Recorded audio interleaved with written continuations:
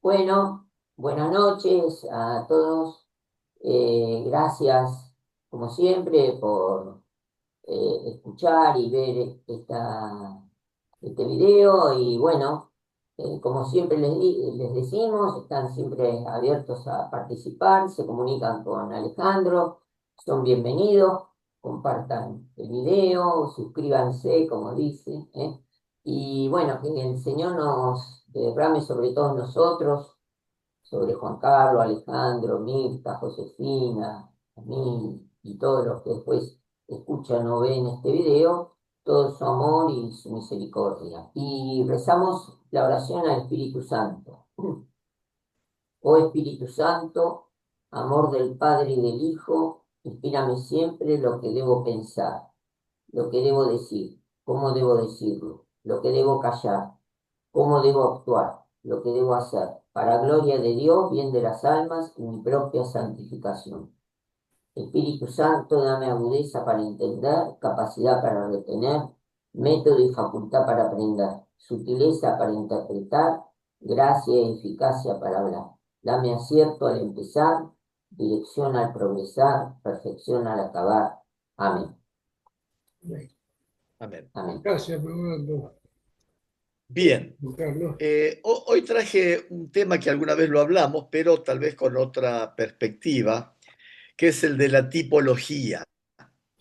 ¿Se acuerdan que hablamos de la tipología? Sí. La palabra tipos del griego significa figura. Eh, la forma, la herramienta más importante que tenemos para entender la Biblia, para apropiarnos de la Biblia, es la tipología. ¿Y qué es la tipología? Son realidades del Antiguo Testamento que se nos presentan como figuras de las del Nuevo. Este es uno de los principios más importantes de la teología bíblica. Y esta ciencia estudia las similitudes entre los dos testamentos. Eso es la tipología. Eh, los primeros padres hacían lecturas tipológicas. Por ejemplo, San Pablo nos va a decir en la primera carta a los Corintios, capítulo 10, versículo 11, nos va a decir, todo esto les sucedió simbólicamente y está escrito para que nos sirva de lección a los que vivimos en el tiempo final. Está hablando de la relación del Antiguo Testamento con el Nuevo y que aquello que pasó nos sirve a nosotros. A ver, eh, ejemplos de tipología, de tipos. ¿Se les ocurre alguno? Voy a decir uno.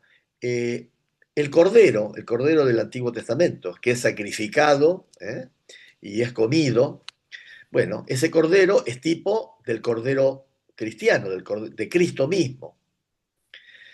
Vemos cómo entonces elementos, personas, acontecimientos del Antiguo Testamento son tomados en el Nuevo Testamento con una nueva significación. Eh, sí, adelante, ¿Puede adelante. ser un ejemplo de tipología los 40 días de ayuno de Jesús? De repente, Claro, 40 claro, ahí días tenemos, sí, pero del está, desierto. claro, está repleto de tipología. Por ejemplo, Isaac, que es llevado al sacrificio, también es un tipo de Cristo que va a ser sacrificado. Claro. Este, y la pregunta que le hace Isaac a su padre, que ve que no llevan la víctima que van a ofrecer en el sacrificio, que le pregunta al padre, padre, ¿y qué vamos a sacrificar? Y, y Abraham le responde, Dios proveerá.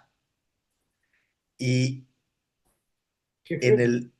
el mayor sacrificio que es el de Cristo, Dios proveyó también la víctima, que es el mismo Jesucristo que es sacrificado. Bueno, por eso está lleno de elementos.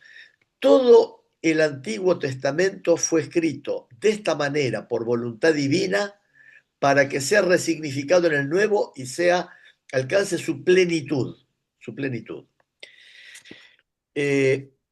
Por ejemplo, el diluvio universal, es uno de los tipos del bautismo, es tal vez el más citado por los padres. Cuando hablamos de los padres estamos hablando de los santos de los siglos I, II, III, de los primeros siglos.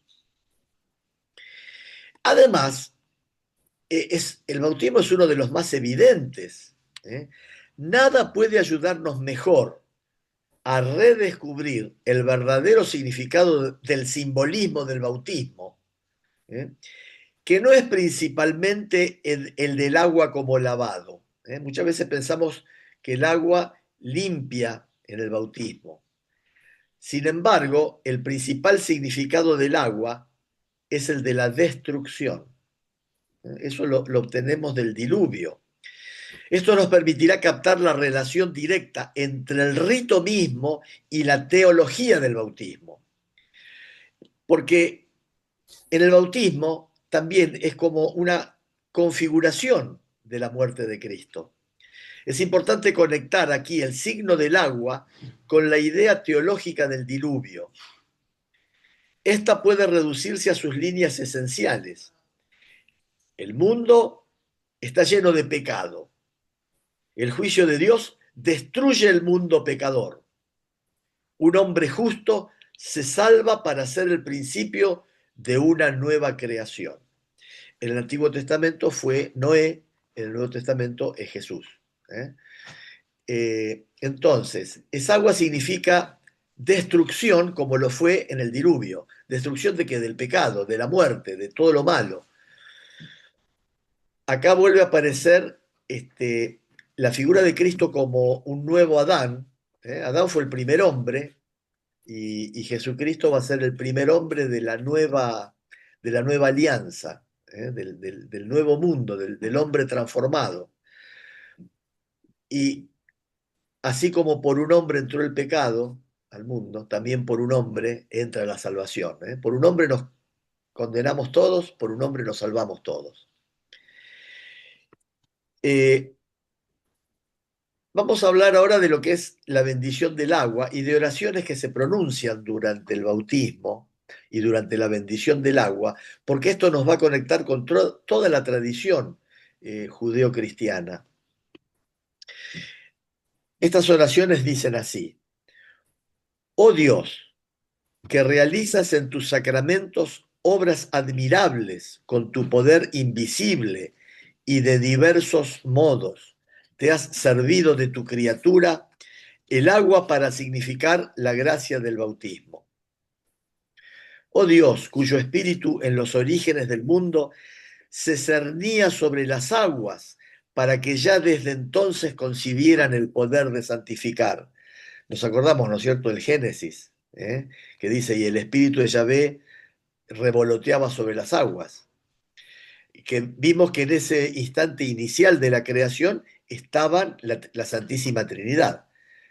Dios creando, ¿a través de qué? De la palabra. Dios creando es Dios creador. A través de la palabra es Jesucristo. Jesucristo es la palabra. Y el espíritu que revoloteaba sobre las aguas. Y ya los padres veían que ese espíritu revoloteando sobre las aguas estaba santificando las aguas que se iban a usar en el bautismo. Oh Dios, que incluso en las aguas torrenciales del diluvio prefiguraste el nacimiento de la nueva humanidad, de modo que una misma agua pusiera fin al pecado y diera origen a la santidad. Oh Dios, que hiciste pasar a pie enjuto por el mar rojo a los hijos de Abraham, para que el pueblo liberado de la esclavitud del faraón fuera imagen de la familia de los bautizados. Acá aparece nuevamente el agua, a través al pasar el Jordán. Oh Dios, cuyo Hijo, al ser bautizado por Juan en el agua del Jordán, fue ungido por el Espíritu Santo. colgado en la cruz, vertió de su costado agua junto con la sangre, y después de su resurrección mandó a sus apóstoles: id y haced discípulos de todos los pueblos, bautizándolos en el nombre del Padre y del Hijo y del Espíritu Santo. Mira ahora a tu iglesia, Señor, en oración, y abre para ella la fuente del bautismo, que esta agua reciba por el Espíritu Santo la gracia de tu unigénito, para que el hombre creado a tu imagen y limpio en el bautismo muera al hombre viejo y renazca como niño a una nueva vida por el agua y el Espíritu Santo.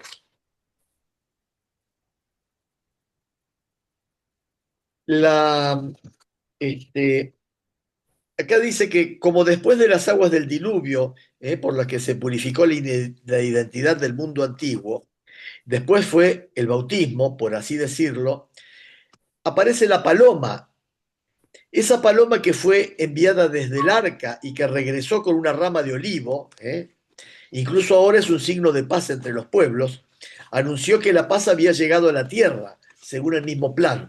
En el relato del diluvio, aparece la paloma.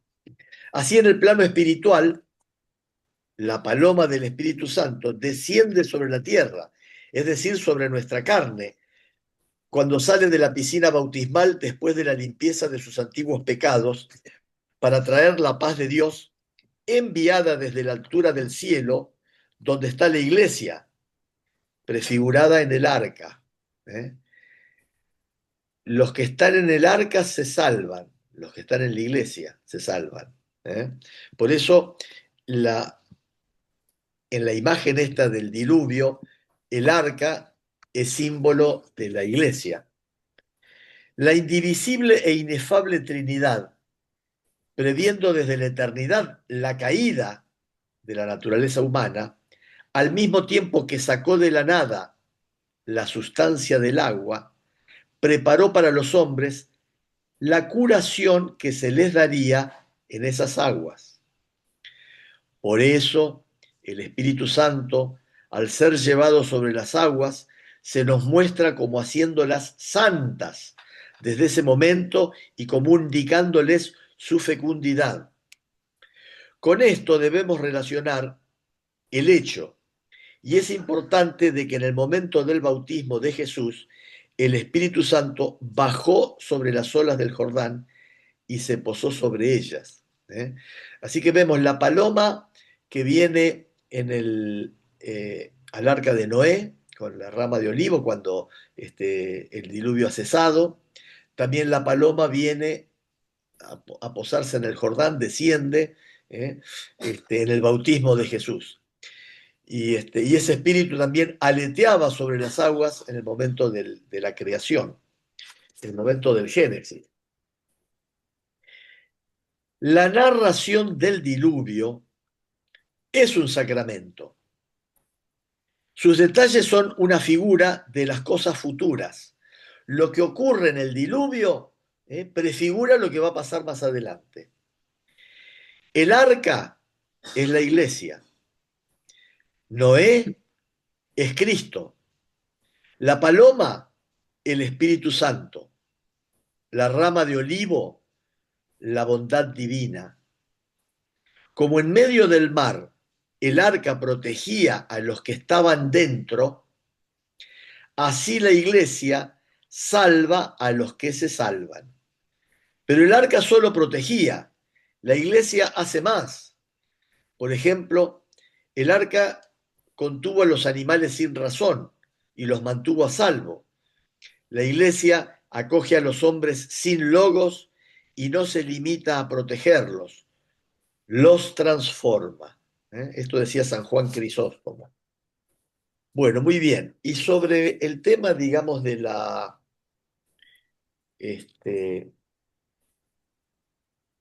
de la tipología, vamos a comentar ahora unas referencias que hay a la tipología este, en el Catecismo de la Iglesia Católica, que dice: la Iglesia, ya en los tiempos apostólicos, y después constantemente en su tradición, esclareció la unidad del plan divino en los dos testamentos gracias a la tipología. ¿eh? La tipología nos permite integrar ambos testamentos, comprenderlos, apropiarnos de un modo más íntimo, de un modo más profundo.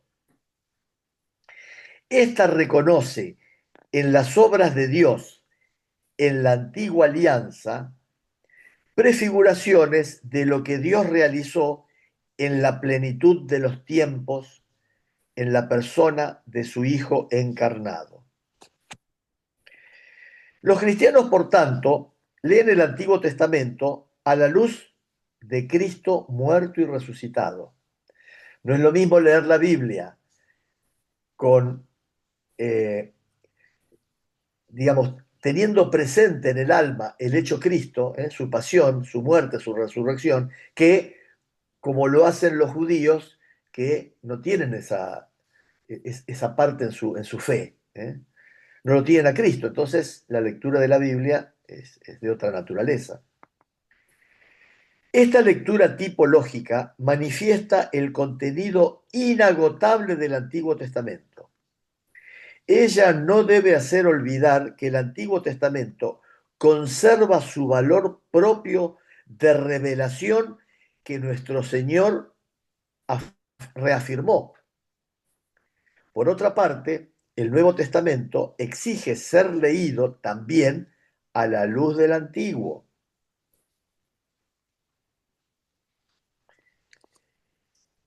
La catequesis cristiana primitiva recurrirá constantemente a él.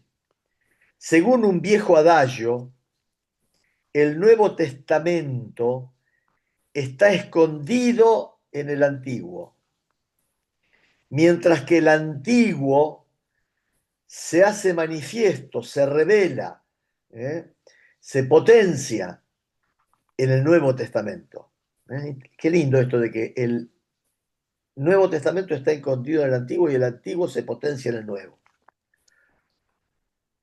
Y esto, hay una frase en latín que resume esto, que dice, novum invetere latet in novo vetut patet, ¿no? Que es precisamente eso. Lo que está, digamos, entreverado en el antiguo es el nuevo, y el antiguo en el nuevo se hace, alcanza su plenitud, los contenidos del antiguo. Fíjense, si vemos el tema del diluvio universal, como la muerte al pecado, el hombre elegido que salva a la humanidad, la paloma que desciende, son todas, es decir, la iglesia como arca que salva para rehacer la nueva humanidad. Entonces, es decir, las concatenaciones son muy, pero muy llamativas, son impresionantes. La tipología significa un dinamismo que se orienta al cumplimiento del plan divino, cuando Dios sea todo en todos. Esto de cuando Dios sea todo en todos, esto lo dijo Pablo en 1 Corintios 15, 28. Así, la vocación de los patriarcas y el éxodo de Egipto, por ejemplo, no pierden su valor propio en el plan de Dios por el hecho de que son al mismo tiempo etapas intermedias. Aquí vamos a hablar un poquito entonces de la Sagrada Escritura en la vida de la Iglesia. Es tan grande el poder y la fuerza de la palabra de Dios que constituye el sustento y el vigor de la Iglesia. Es firmeza de la fe para sus hijos, es alimento del alma, es fuente límpida y perenne de vida espiritual. Los fieles han de tener fácil acceso a la Sagrada Escritura. La Escritura debe ser el alma de la teología. El ministerio de la palabra, que incluye la predicación pastoral, la catequesis, toda la instrucción cristiana y y en un puesto privilegiado. La homilía también recibe de la palabra de la Escritura un alimento saludable y es por ella que da frutos de santidad.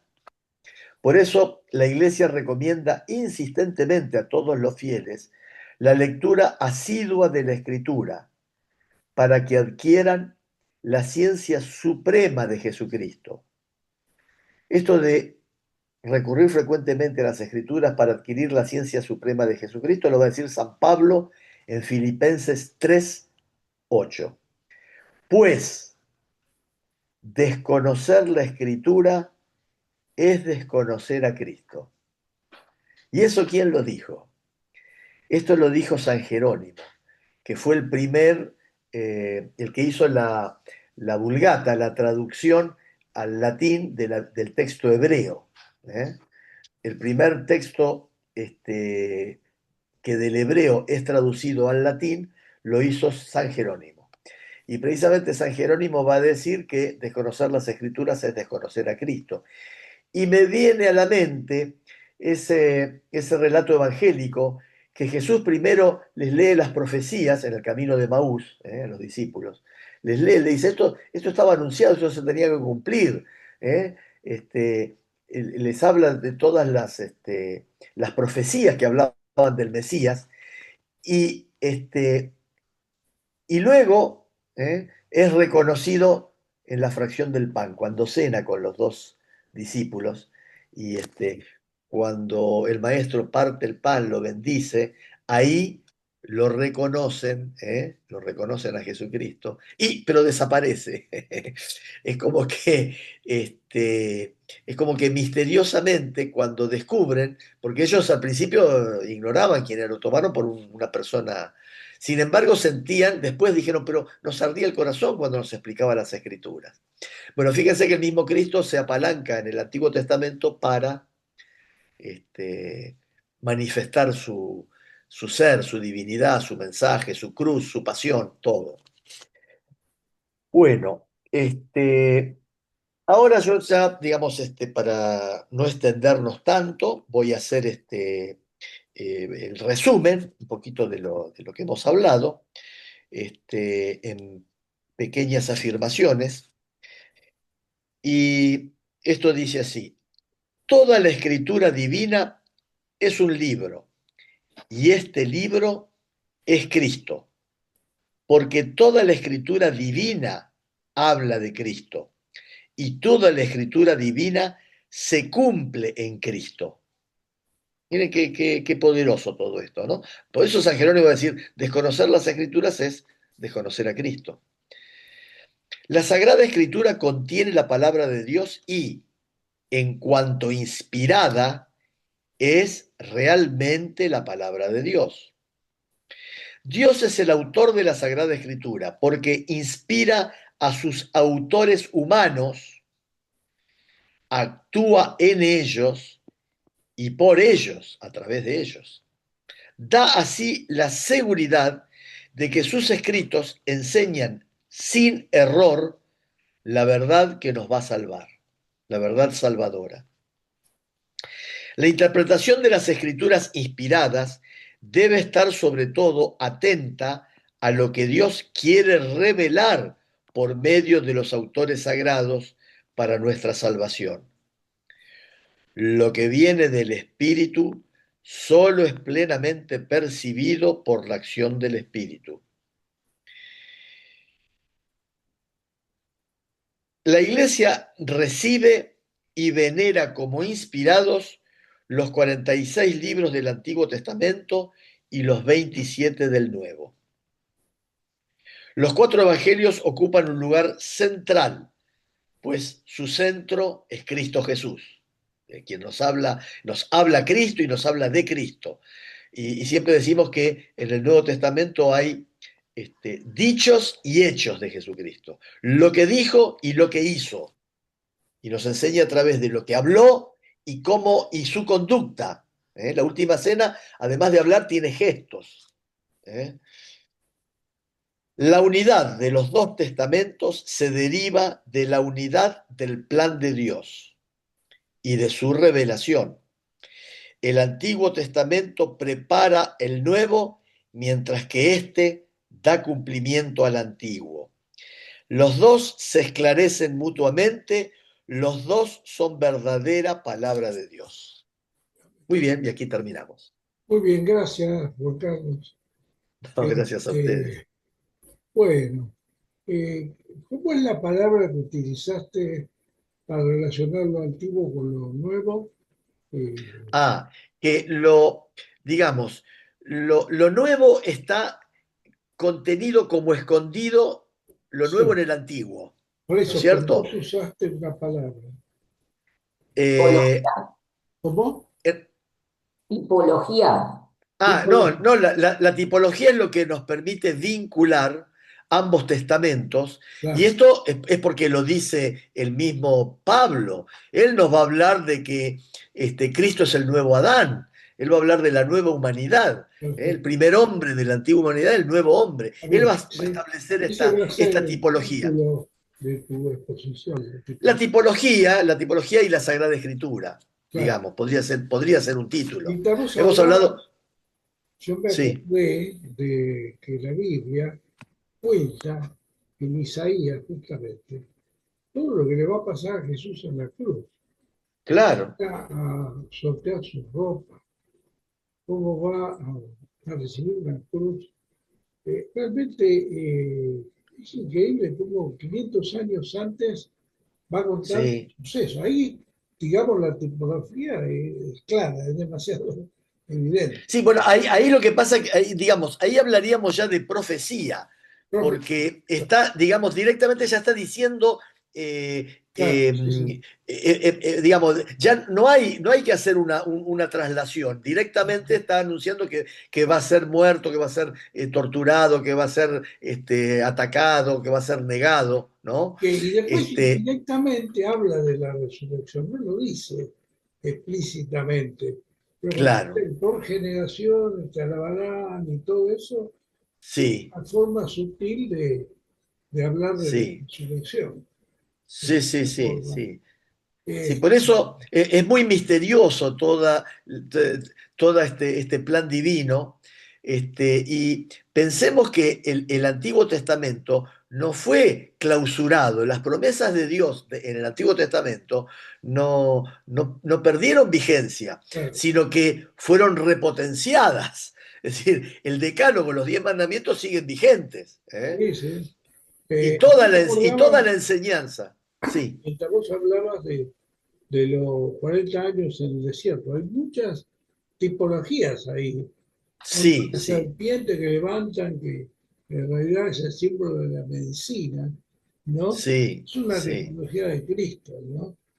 claro, Y el otro día hablábamos de las aguas amargas de Meriba, el leño también es tipología de Cristo que endulza el agua, ¿no? sí, Y bueno, sí. hay La roca, Cristo es la roca también. roca también que la golpea Moisés, que Y es el maná, y es el maná que viene para del que cielo, cae, el pan con el que el Creador alimenta a su pueblo en el desierto, donde no había nada. Y claro, ahora Cristo es su pan el que nos alimenta a nosotros, peregrinos en la tierra, camino al cielo. El pan de Cristo, ¿eh? El pan eucarístico, el pan que Él consagra en la claro, última bien, cena. claro, sí, sí, sí. Sí, la sangre del cordero, la sangre de los dinteles cuando venían ángeles también, Claro, claro, y la claro. sangre de Cristo, simbólica. Salva y preserva la vida. El ángel exterminador cuando pasa y ve la sangre del cordero sigue de largo. Claro, claro, Que vendría a ser ahora nosotros salvados por la sangre de nuestro cordero, claro. deberíamos estar protegidos y ser inmunes del maligno, digamos, del mal. Y cuando venga el exterminador, ¿no? Porque cuando venga el fin Claro, de los tiempos. Bueno, muy bien. claro. Vamos a agradecer entonces a Dios por este encuentro. ¿Eh? ¿Querés Sí. agregar algo más vos, Juan Carlos? No, no, no. Muy bien. Fernando, ¿quiere agregar algo, contar algo? no, no, no. Bueno, muy bien. Muchas gracias, Juan Carlos. Muy interesante Gracias a ustedes, para gracias Señor. reflexionar, ¿no? Que Dios nos ilumine, porque siempre es el Espíritu Santo el que tiene que prender la llamita de nuestros corazones, ¿no? Tiene que encendernos para para visualizar la potencia de Cristo, ¿no? Bueno, aquí estamos, Señor Jesús, agradeciéndote por este encuentro.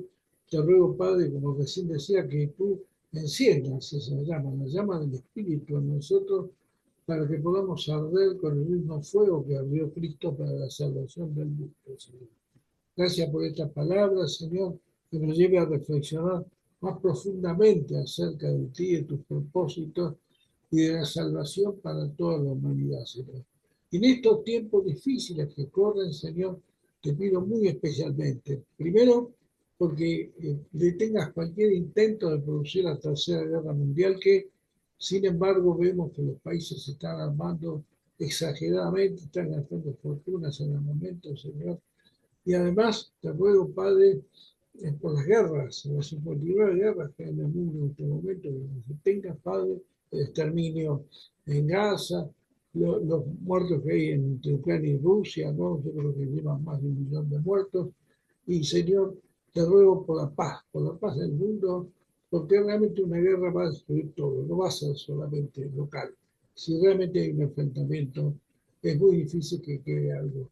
Y también te ruego, Padre, por el combate a las drogas, Señor, que es un otro mal que realmente no se detiene, sigue avanzando a pesar de los esfuerzos que hacen algunos sectores, están realmente cayendo mucha gente, además por la gente, que no caiga en esa debilidad de drogarse, que no agrada a Dios, por supuesto, y menos al Espíritu Santo. Y también te ruego por el cambio climático, que también es algo que puede destruir al mundo, así como estamos hablando del arca de Noé, del diluvio y de que el agua arrasó con todo.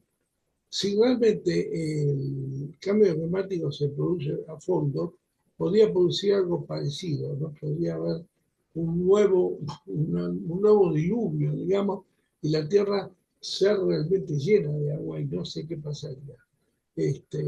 Porque hay enormes fuentes de agua que están contenidas por el hielo, pero si el hielo se derrite, esas fuentes podrían ser muy peligrosas para la humanidad. Bueno, Padre, todo sea para tu gloria. Gracias por este encuentro, gracias porque que te honramos, te bendecimos. Y bueno, voy a hacer una oración, Señor, especialmente para que tu Espíritu Santo guarde a mis hermanos, guarde a la familia de Dios y abra los ojos de aquellos que no te conocen. Abre los ojos, abre el espíritu. Señor, perdona nuestros pecados, queremos honrarte, servirte y queremos vivir siempre a tu lado. En el poderoso nombre de Jesús. Amén. Y a Dios sea la gloria. Amén, hermano. Gracias por Amén. este encuentro. Un gusto verlos. Que Dios los bendiga. Hasta la próxima, hasta la Hasta la próxima. próxima.